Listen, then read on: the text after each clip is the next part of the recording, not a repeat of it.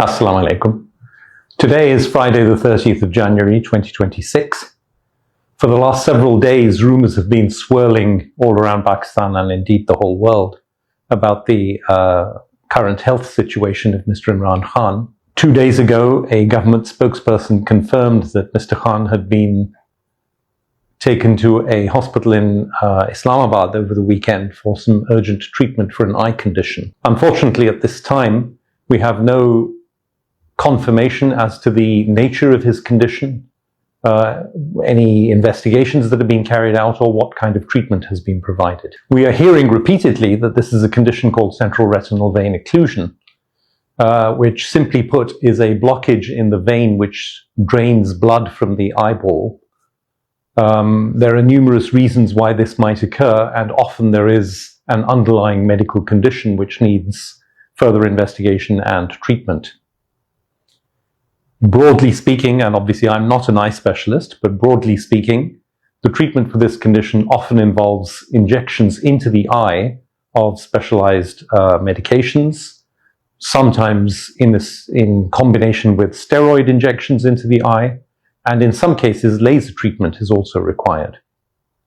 It is important to note that this is a chronic condition which can continue for a period of some years, and regular repeat treatments and follow-up are required. We have every confidence in the abilities and professionalism of the physicians at the hospital in Islamabad, where Khan Sahib is said to have been taken for treatment. But nevertheless, this is a serious condition and requires expert medical care. This is ideally provided by an ophthalmologist with subspecialty experience and training in diseases of the retina. To the best of our knowledge, there are no retinal specialists at this hospital in Islamabad. If there are, and it was in fact a retinal specialist who saw Khan Sahib, then all well and good.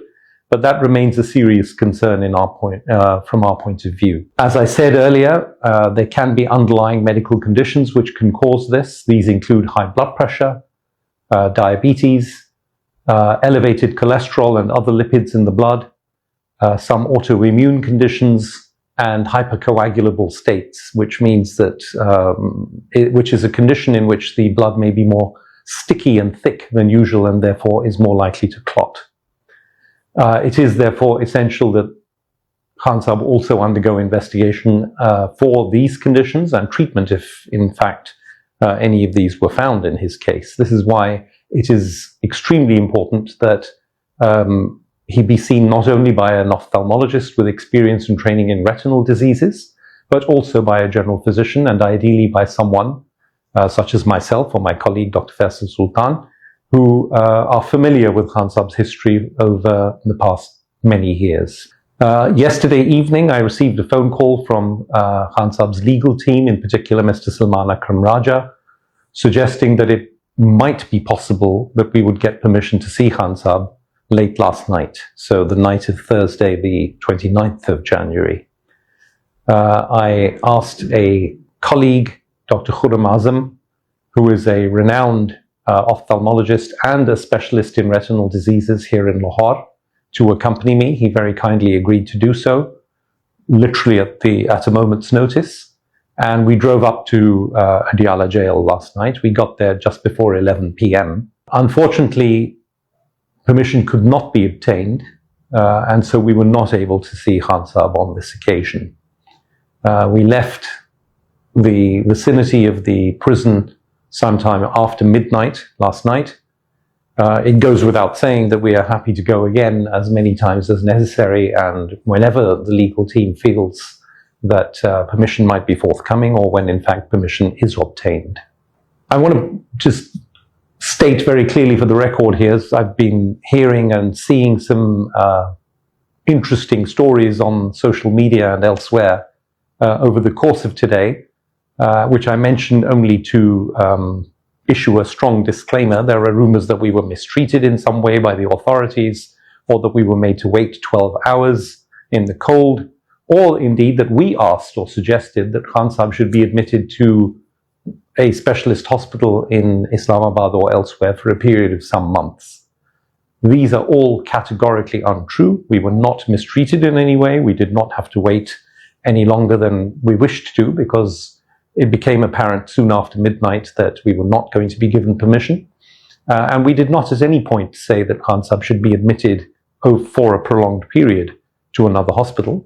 What we did say and stressed repeatedly then, and I'd like to stress that again today, is that this is a chronic condition. It will require repeat visits to hospital. Any treatments to be administered for this condition need to be done in hospital, as was apparently the case on the first occasion earlier this week. And so we would certainly request the authorities to ensure that Khan Sahib has access to a retinal specialist, an expert in this condition, and that he be given the care appropriate to any citizen of Pakistan, or any human being indeed, for a condition like this. This is not a condition that can be treated in prison. He will need to keep going to hospital for repeat treatments and for follow-up for the next many months, and perhaps a period of up to 2 or 3 years, wherever he is during that time. Clearly, Dr. Khurram Azam, my colleague from Lahore, who is a retinal specialist, is more than happy to go back to see Khan Sahib as and when required. But we have also provided the legal team in Rawalpindi with the names of 2 experts in retinal diseases based in Rawalpindi and Islamabad, who could be called upon to assist in the treatment and to take over Khan Sahib's care for this condition if needed. In closing, we would like to appeal for more information as to exactly what condition it is that Khan Sahib is suffering from, what investigations and treatment he's already had. We would like to appeal for access to Khan Sahib, to be able to see him as his physicians of record for the past 20 years or more. And we would like to appeal for the ability to participate in his care going forward. Thank you very much.